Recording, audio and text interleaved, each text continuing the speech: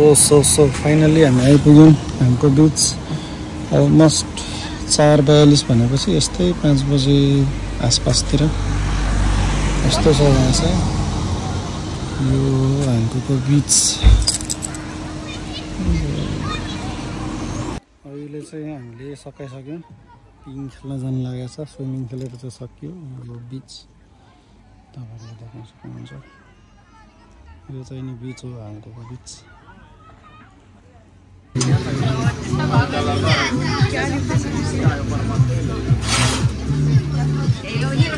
गर्मी छ घाम लागेर तातो भएको छ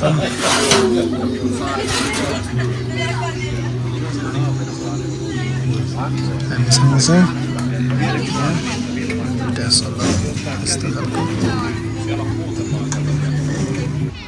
क्याफे दामी छ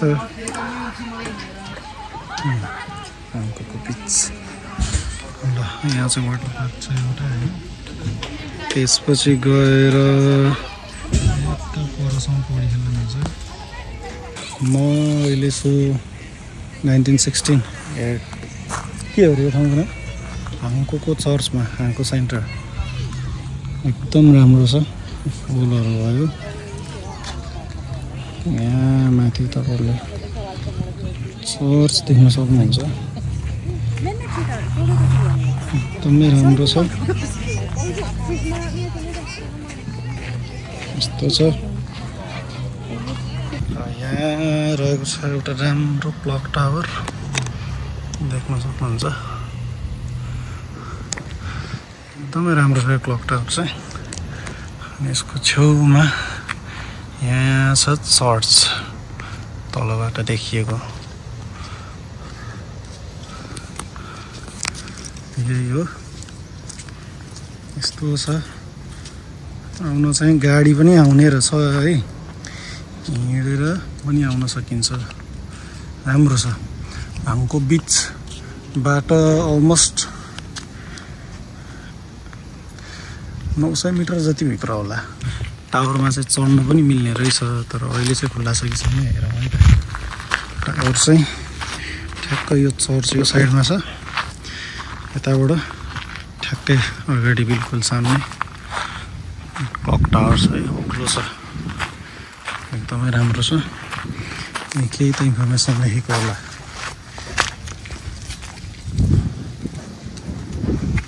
यस्तो रहेछ टाइमिङ यहाँको अहिले चाहिँ हामी सनसेट हेर्दैछौँ होइन एकदमै राम्रो छ यो ठाउँमा चाहिँ सनसेट हेर्न यस्तो सनसेट देखिएको छ होइन फिनल्यान्डको संस्कृति त्यसै पनि राम्रो हुन्छ त्यही पनि यो चाहिँ is one of the finest one है अनि चाहिँ प्राइभेट क्याबिनहरू रहेछ यस्तो सानो सानो है अनि यहाँ एउटा युनिक कुरा छ के भन्दाखेरि यो प्लान्ट चाहिँ बिचको वेट हो अरे बिच वेट हो होइन यो चाहिँ हाङकोमा मात्रै पाउँछ अरे पायो भने चाहिँ एउटा ताम्पेरेमा नि तुर्कुमा नि पाउँछ भन्ने चाहिँ भनिरहेको थियो कि एउटा टुर गाइड भेटाएको थिएँ मैले हामीले अनि यो चाहिँ बिच वेट हो अरे अनि अर्को छ ऊ त्यहाँ पर यो एक्ज्याक्टली यो चाहिँ ठ्याक्कै यो चाहिँ बिच क्याबेज भन्ने होइन यो पनि टिपेर चाहिँ खान पाउँदैन धेरै इन्डेन्जर नेटिभ टु अब हाङको भएर चाहिँ यिनीहरूलाई टिप्नु चाहिँ नपाउने रहेछ राम्रो रहेछ यो प्लान्ट चाहिँ बेसिकल्ली बिच विट हेर्दाखेरि पनि यो चाहिँ राम्रो छ अर्को बिच क्याबेज पनि छ त्यहाँ म लान्छु है त हेरौँ बिच क्याबेज हेरौँ कस्तो लाग्छ मजाबाटै चेक गरौँ यो चाहिँ बिच क्याबेज रहेछ यो होइन क्याबेज जस्तै हुनुभयो बिच क्याबेज भन्नाला यो पनि पातहरू चाहिँ खान मिल्छ अरे तर अहिले चाहिँ इन्डेन्जर्ड भनेर चाहिँ खान नपाउने रहेछ यस्तो रहेछ ल अनि यहाँ चाहिँ एउटा फोर्ट्रेस छ अरे रसियन टाइमको है अनि हाङको हिस्ट्री हाङको चाहिँ नि हिस्ट्रीको बारेमा थाहा भयो हाङको हिस्ट्रीको कुरा गर्नुपर्दा चाहिँ हाङको चाहिँ पहिला स्विडिसले क्याप्चर गरेर पहिला भाइकिङहरूले फाइन्ड गरेको रहेछ यो ठाउँ होइन कहाँ छ भन्दाखेरि त्यहाँ पर छ त्यो एउटा नेचुरल हार्बर रहेछ है। त्यो चाहिँ नि भाइकिङहरूले पत्ता लगाएको रहेछ भनौँ न है। अनि त्यो हार्बर चाहिँ कस्तो थियो अरे भन्दाखेरि अहिले पनि त्यहाँ एउटा डुङ्गा त छ होइन, देखिरहेको छ। यत्रो खालको डुङ्गाहरू मात्र यहाँ अड्थ्यो अरे कि भाइकिङहरूको टाइममा। तर त्यसपछि चाहिँ जब ठुल्ठुलो डुङ्गाहरू आउन थाल्यो त्यसपछि चाहिँ यो सबै कुराहरू चाहिँ अब नअर्ने भएपछि चाहिँ यो कोटलाई सारेर अन्त लगाएर रहेछ है। अघि मैले भनेको रसियन हिस्ट्रीवाला कुरा चाहिँ सायद यहाँ पनि छ होला है। यहाँ बोर्ड रहेछ, यसरी जाने बाटो छ, यस्तो रहेछ ल।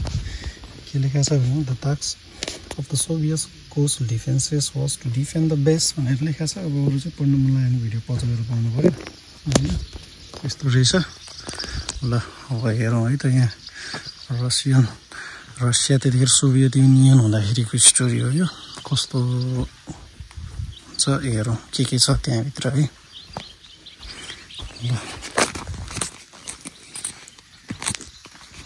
ल हेर्दै हेर्दै जाउँ के हुन्छ कस्तो हुन्छ है।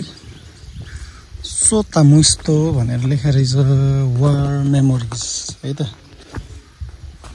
सोता भने वार, मुस्तो भने मेमोरी, सोता मेमोरी।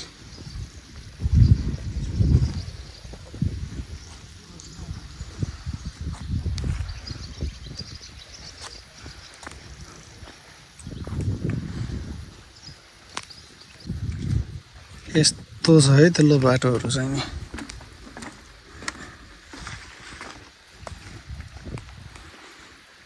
यताबाट रहेछ, हेरौँ कस्तो देखिन्छ। सरिता आऊ सँगै आऊ, हेरौँ कतातिर छ होला त। त्यहाँ पर चाहिँ एउटा सायद लाइट हाउस हो कि के हो, त्यहाँ पर एउटा देखिराखेको छ है। बाटो चाहिँ यो हो ल। अब हेरौँ हामी कहाँ आइपुग्यौँ है त। यहाँ रहेछ ल। यो चाहिँ फोर्टिफिकेसन गर्दाखेरिको सोभियत एराको टन्नै रहेछ है। ल हेर्नुहोस्, यो एउटा भयो। यहाँ छ अर्को, ठ्याक्क अगाडि हेर्नलाई बनाएको रहेछ। यो भयो, अर्को त्यहाँ छ, अर्को त्यहाँ छ।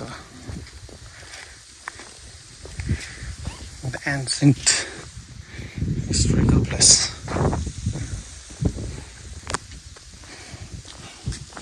अब यहाँ के लेखेको रहेछ त्यो पनि हेरिहालौँ है त। के लेखेको छ भन्दाखेरि यस्तरी आर्टिलरी सेलहरू राखेको रहेछ यहाँ चाहिँ तपाईँको। यो चाहिँ अब रामदुरीको क्षेत्रास्त्र भयो, यहाँ राखेर चाहिँ हान्ने गरेकै रहेछन् है। ल कतिवटा छ भन्दाखेरि अलटुगेदर 1 2 3 अनि त्यहाँ परतिरपट्टि 4वटा छ ठ्याक्क है। यो चाहिँ यतापट्टि फोर्ट्रेसहरू छ है।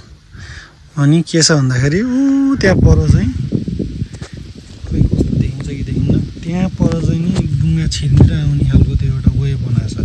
त्यो चाहिँ पहिल्यै थियो अरे, धेरै वर्ष अगाडि भाइकिङहरूले आएर रेस्ट गरेर बनाएको त्यो भयो। त्यो त्यहाँ देखिरहेको केनाल जस्तो है। अनि यहाँ अगाडिबाट देख्ने सिन चाहिँ नि यो पुरै कन्ट्रोल हुने रहेछ, किनभने यहाँबाट इस्टोनिया पनि नजिक रहेछ, स्विडेन पनि नजिक रहेछ है। ल त्यहाँबाट चाहिँ ठ्याक्क अगाडि गएपछि त्यो नेचुरल हार्बर हो, त्यो मान्छेले बनाएको होइन। बेलुका कति बज्यो भन्दाखेरि 11 बजी लाग्यो। त्यहाँबाट फर्केर चाहिँ दामी सनसेट देखेर चाहिँ सनसेट हेर्न आएको छ। त्यो पछाडि चाहिँ स्ट्रबेरी टिप्ने ठाउँ हो होइन। सनसेट चाहिँ यतापट्टि चाहिँ स्ट्रबेरी टिप्ने ठाउँ छ। त्यो देखिएको पर एउटा रातो घर देखिरहेको होला, त्यो साइडतिर चाहिँ नि छ है स्ट्रबेरी टिप्ने ठाउँ। अनि सनसेट चाहिँ नि यता भएको छ, एकदम राम्रो देखिएको छ। हाम्रोतिर अझै दामी देखिरहेको थियो, यहाँ चाहिँ ठिकै देखिरहेको छ। अब हामी एकछिन यहाँबाट हिँड्छौँ अनि एकछिन 5-6 मिनट हिँडेर अनि त्यसपछि फर्किन्छौँ। हाम्रो गाडी चाहिँ यहाँ उता राखेका छौँ अनि त्यहाँबाट फर्केर आउँछौँ। ल यस्तो छ गाडीहरू यत्तिको रोडै हुनेछ, स्पिड छ। ल